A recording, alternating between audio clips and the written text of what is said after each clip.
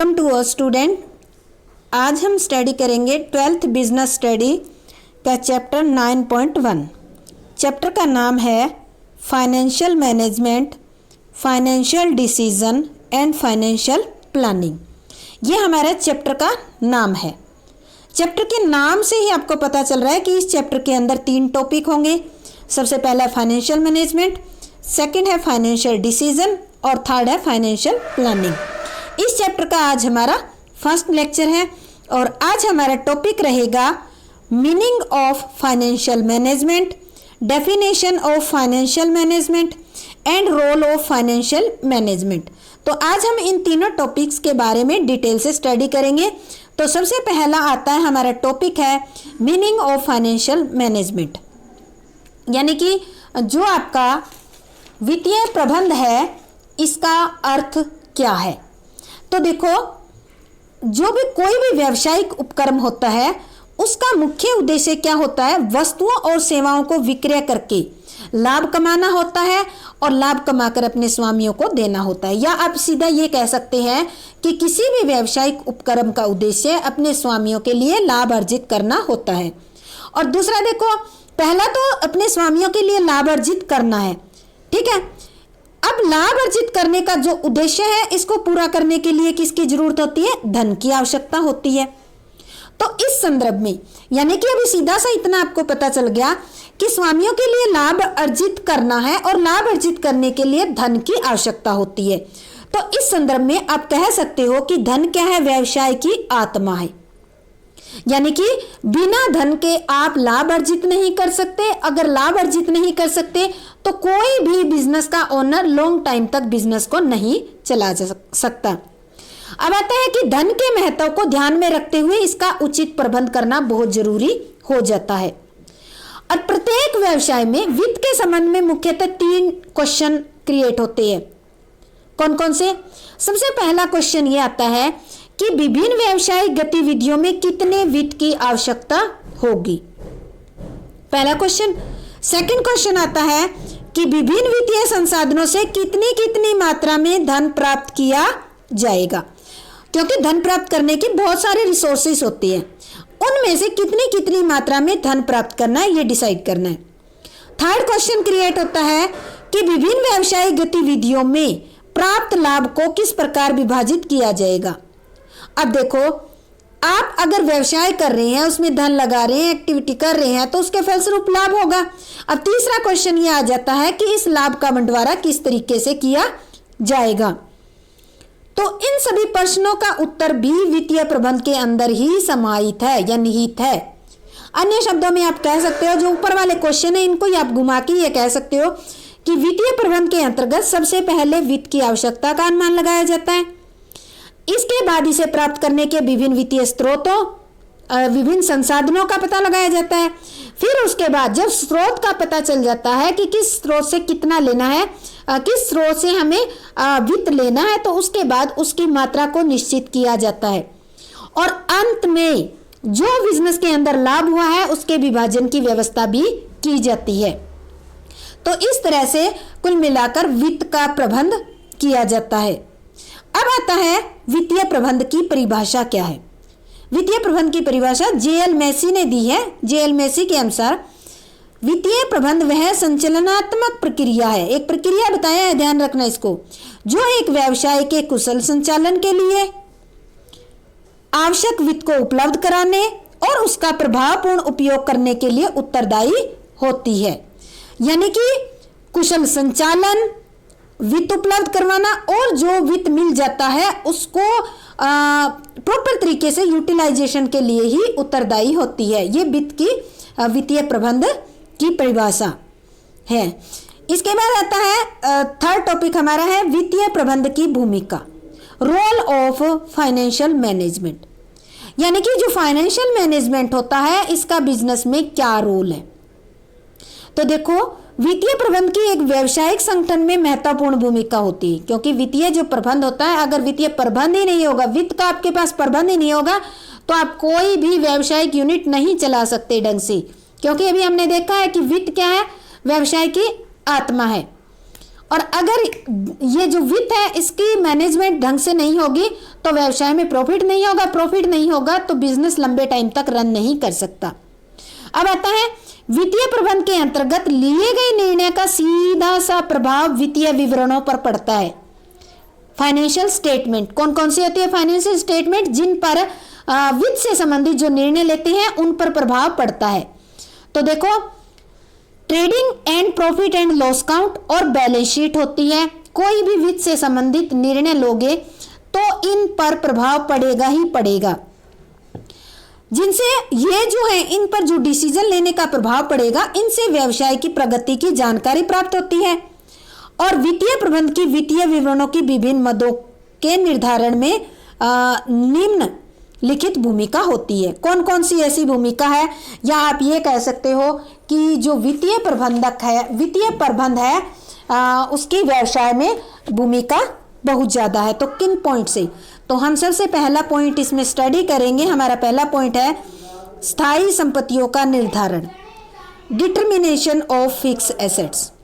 देखो, ये जो चैप्टर है थोड़ा सा वित्त से रिलेटेड है और अनटचेबल है अभी तक आपसे, तो थोड़ा सा इसको अटेंटिवली, आप ध्यान से अटेंटिवली इसको सुनना, क्योंकि हो सकता है पहली बार देखने से आपको समझ ना भी आए, तो कोशिश करना आप पहले इसको अच्छी तरह से समझना, फिर बुक में इसको आप खुद रीड करना, फिर आपको अच्छी तरीके से ये चैप्टर समझ में आ जाएगा। तो सबसे पहले इसकी भूमिका का अगर हम जिक्र करते हैं तो पहली भूमिका आती है स्थायी संपत्तियों का निर्धारण, डिटर्मिनेशन ऑफ फिक्स एसेट्स। एक व्यवसाय संगठन के लाभों में स्थायी संपत्तियों का महत्वपूर्ण योगदान होता है, क्योंकि कोई भी व्यावसायिक संगठन है उसमें जो लाभ अर्जित किया जाता है, उस लाभ अर्जन में जो स्थायी संपत्तियां होती है व्यवसाय की, उसका बहुत बड़ा रोल होता है। वित्त प्रबंधन के अंतर्गत स्थायी संपत्तियों में कुल विनियोग तथा प्रत्येक स्थायी संपत्ति में किए जाने वाले विनियोग का निर्धारण किया जाता है। अब आती है बात, यहाँ निर्धारण पॉइंट आया था ना, तो जो आपके व्यवसाय की कुल संपत्तियां, कुल विनियोग और कुल विनियोग में कई 1 2 3 4 5, ये तो हो गया कुल विनियोग, ठीक है। इनमें से ये स्थायी संपत्ति में हमें कितना विनियोग करना है, खर्च करना है, इस पे कितना करना है, इस पे कितना करना है, तो इन पे अलग अलग भी डिसाइड किया जाता है। और ऐसा जब हम डिसीजन लेते हैं कि अलग अलग के बारे में हम डिसीजन लेते हैं, तो इसको क्या कहा जाता है? इसको कहा जाता है कैपिटल बस्टिंग। ऐसा कैपिटल बस्टिंग द्वारा ही किया जाता है। जब एसेट्स पे इन्वेस्टमेंट करने के बारे में आप कोई भी डिसीजन लेते हो तो उस डिसीजन को कैपिटल बस्टिंग डिसीजन कहा जाता है। एक एग्जांपल लेते हैं। उदाहरण के लिए, यदि 500 करोड़ का पूंजी बस्टिंग निर्णय लिया गया है तो स्थायी संपत्तियों में 500 करोड़ की वृद्धि हो जाएगी। क्यों हो जाएगी? क्योंकि हमने स्थायी संपत्तियों में ही इन्वेस्ट किया है। ये बात अलग है कि ए पर हमने अलग अमाउंट लगाई है, बी एसेट्स पर अलग, सी एसेट्स पर अलग। कुल अगर इन्वेस्टमेंट देखें तो हमारी कितनी लगी है? 500 करोड़ लगी है। तो ये था हमारा स्थायी संपत्तियों के बारे में निर्धारण, यानी कि फिक्स एसेट से रिलेटेड। अब देखो, कोई भी व्यवसाय होता है वो क्या स्थायी संपत्ति के बेस पर ही चलता है? नहीं, क्योंकि व्यवसाय के अंदर स्थायी संपत्तियों के साथ साथ चालू संपत्तियां भी होती है। तो अब बात आती है चालू संपत्तियों का निर्धारण, डिटर्मिनेशन ऑफ करंट एसेट्स, यानी कि करंट एसेट्स का निर्धारण करना। अब बात आती है जो करंट एसेट्स होती है उनकी जरूरत कैसे पड़ती है। तो देखो, व्यवसाय में दिन प्रतिदिन व्यवहार करने के लिए चालू संपत्तियों की आवश्यकता होती है। दिन प्रतिदिन व्यवहार का मतलब है डे रूटीन की एक्टिविटी में कुछ छोटे छोटे खर्च करने पड़ते हैं, तो उनको पेमेंट करने के लिए किसकी जरूरत पड़ती है? उनको यानी कि उन व्यवहार को या उन डीलिंग को कंप्लीट करने के लिए भी कैपिटल की जरूरत होती है। वित्तीय प्रबंधन के अंतर्गत चालू संपत्तियों में कुल विनियोग तथा संपत्ति पर विनियोग का निर्धारण किया जाता है। चालू संपत्तियों के अंदर पहले की तरह ही देखना है। कुल विनियोग जैसे कि आपका ये बताया, ये कुल विनियोग है, इसमें से हम 2 पार्ट ले लेते हैं। ये हमारी है फिक्स एसेट्स का डिसीजन जो हमने पढ़ लिया, ये आती है करंट एसेट्स का डिसीजन। तो अब इसमें आता है कि इन पर आपको कितना कितना खर्च करना है। इसके बाद आता है कि उदाहरण लेते हैं एक। उदाहरण के लिए यदि चालू संपत्तियों में कुल 500 करोड़ रुपए का है, कुल चालू संपत्तियों में विनियोग, यानी कि जो चालू संपत्तियां हैं उनमें कुल विनियोग कितना है, 100 करोड़ का है, तो यह निश्चित किया जाएगा कि जो 100 करोड़ है उनमें कैश कितना रहेगा बिजनेस में, स्टॉक में कितना लगाओगे और देनदार कितने तक के रहेंगे। तो 100 करोड़ को इस तरह से अलग अलग आइटम में डिवाइड कर किया जाता है कि हमारे 100 करोड़, ये नहीं है कि 100 करोड़ आप अपने गुल्लक में ले बैठे रहो, ऐसा नहीं होगा। ये भी नहीं है कि 100 करोड़ का स्टॉक खरीद कर आप रख दो, ये भी नहीं है कि 100 करोड़ के आपने माल उधार बेच दिया तो डेटर बन गए, नहीं, तीनों में बैलेंस बना के रखना है, तो तीनों में ही इन्वेस्ट करना है। तो ये पॉइंट था हमारा कौन सा, चालू संपत्तियों का निर्धारण कि किसमें कितना हमें इन्वेस्ट करना है। थर्ड पॉइंट आता है दीर्घकालीन व अल्पकालीन वित्त के अनुपात का निर्धारण करना। अब आता है, ये तो दीर्घकालीन वित्त है, अल्पकालीन। अल्पकालीन वित्त होता है 1 से 3 वर्ष के अंदर के लिए जो हम इन्वेस्ट करते हैं वो।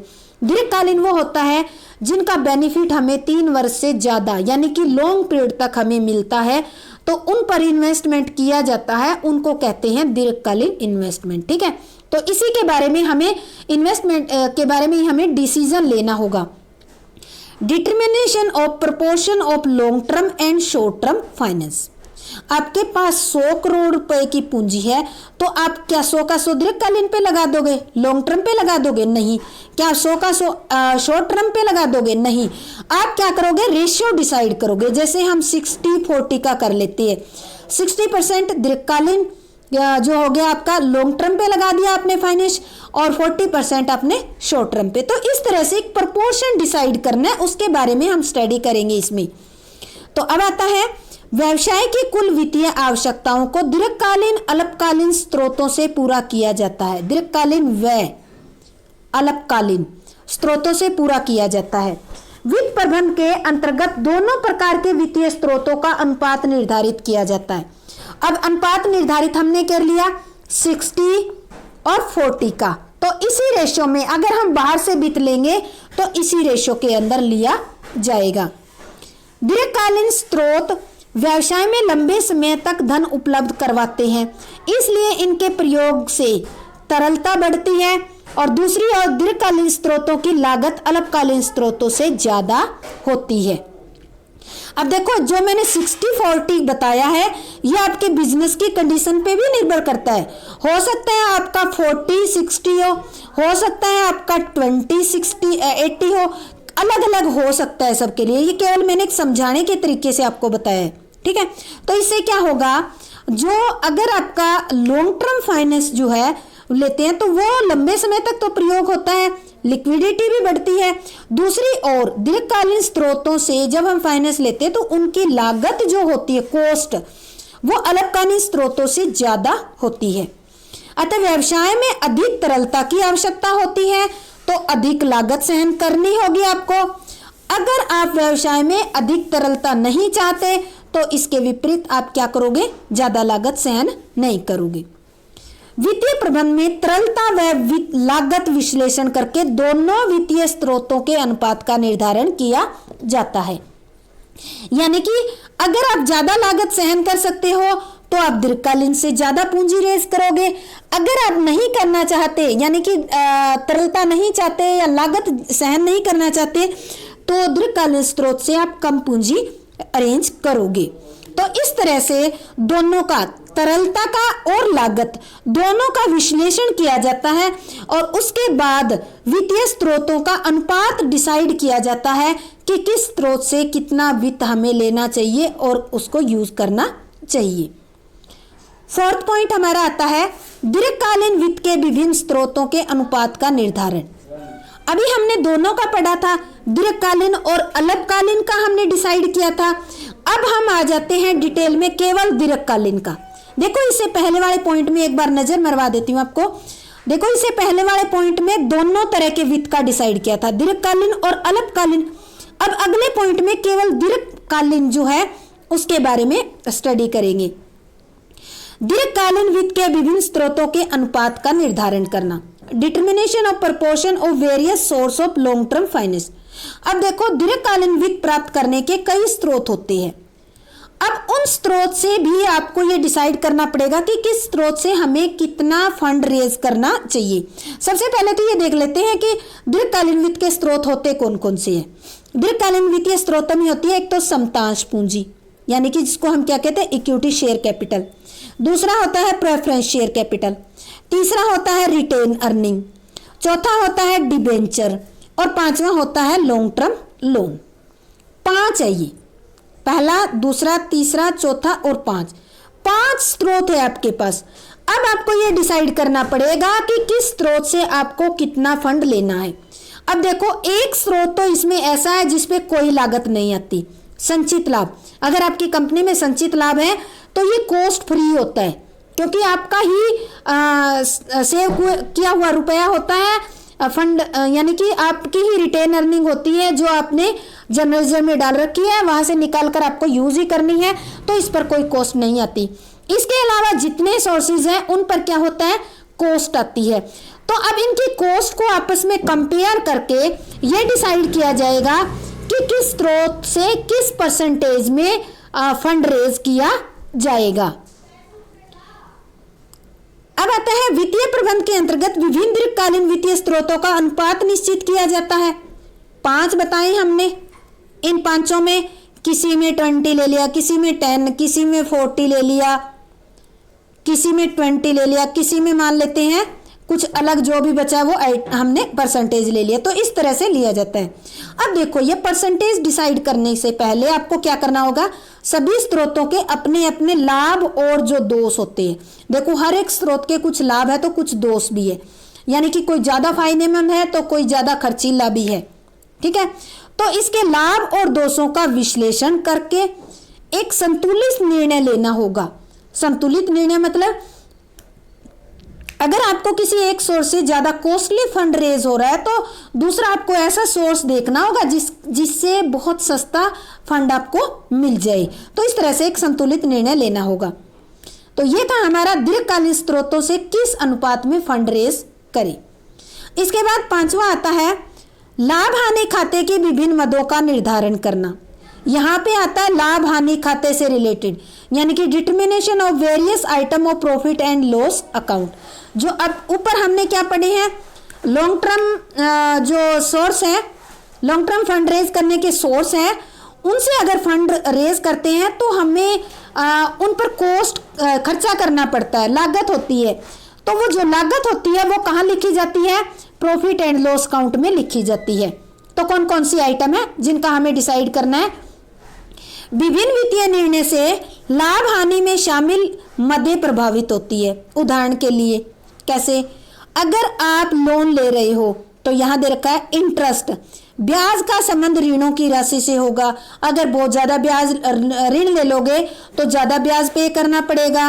वो ब्याज कहाँ लिखा जाएगा, वो इंटरेस्ट लिखा जाएगा P&L अकाउंट में। अगर बहुत ज्यादा इंटरेस्ट हो गया तो आपका प्रॉफिट क्या हो जाएगा, कम हो जाएगा। इसके बाद आता है हराश। हराश यानी कि डेप्रिसिएशन का संबंध जो आपकी संपत्तियां होती है, संपत्तियों की राशि से है। जो आपकी फिक्स एसेट्स होती है उससे रिलेटेड है। देखो, आपकी फिक्स एसेट्स होती है वो हर साल यानी कि टाइम टू टाइम उसमें कुछ न कुछ वैल्यू कम होती रहती है, जिसको हम डेप्रिसिएशन कहते हैं। अगर डेप्रिसिएशन ज्यादा हो जाएगा तो वो भी कहाँ लिखा जाएगा, P&L अकाउंट में। तो इस तरह से प्रॉफिट कम होने के चांसेस रहेंगे। अब आता है डिस्काउंट। डिस्काउंट का संबंध लिक्विडिटी से होता है। अगर देखो डिस्काउंट है तो इसे लिक्विडिटी बनी रहेगी, पर डिस्काउंट भी कहाँ लिखी जाएगी, P&L अकाउंट में लिखी जाएगी। तो इन मदों को भी आपको ध्यान में रखना है, डिटरमाइन करना है कि आप कितनी ज्यादा ये जो कॉस्ट है या ये खर्चा है वो आप सहन कर सकते हो या नहीं। उसके बेस पे ही आपको इनको डिसाइड करके फाइनल करना होगा। तो ये थे हमारे रोल ऑफ फाइनेंशियल मैनेजमेंट, जिसमें पहले हमने स्टडी किया स्थायी संपत्तियों का निर्धारण करते समय हमें कौन सा डिसीजन, जो पूंजी बजटिंग डिसीजन लिया जाता है उसके बारे में हमें क्या करना है। Second, determination of current assets, चालू संपत्तियों का निर्धारण। और तीसरा हमने पढ़ा दीर्घकालीन व अल्पकालीन वित्त के अनुपात का निर्धारण कैसे करना है, दोनों, यानी कि दीर्घकालीन और अल्पकालीन। फोर्थ हमने पढ़ा कि दीर्घकालीन वित्त के भी कई स्रोत होते हैं, उन स्रोतों का आपस में निर्धारण कैसे करना है। पांचवा हमने पढ़ी कि लाभ हानि खाते की विभिन्न मदें जो है उनका किस तरह से निर्धारण करना है। और लास्ट आता है कंक्लूजन। कंक्लूजन में हम देखते हैं कि संक्षेप में कहा जा सकता है कि व्यवसाय की वित्तीय स्थिति पर वित्तीय प्रबंध निर्णयों का तुरंत प्रभाव पड़ता है, क्योंकि व्यवसाय की वित्तीय स्थिति पर वित्तीय निर्णयों का प्रभाव तो पड़ेगा ही पड़ेगा। कैसे पड़ेगा, देखो, अगर आप बहुत ज्यादा कॉस्टली फंड रेज कर लेते हो तो उसमें आपको ब्याज ज्यादा देना पड़ेगा। ब्याज कहाँ लिखा जाएगा, P&L अकाउंट में। अगर P&L अकाउंट में बहुत ज्यादा ब्याज है तो प्रॉफिट इससे कम हो जाएगा। प्रॉफिट कम होने से क्या होगा, आपकी प्रॉफिट कम हो जाएगा या फिर लॉस में आ जाएगा, तो इससे आपकी वित्तीय स्थिति प्रभावित हो जाएगी।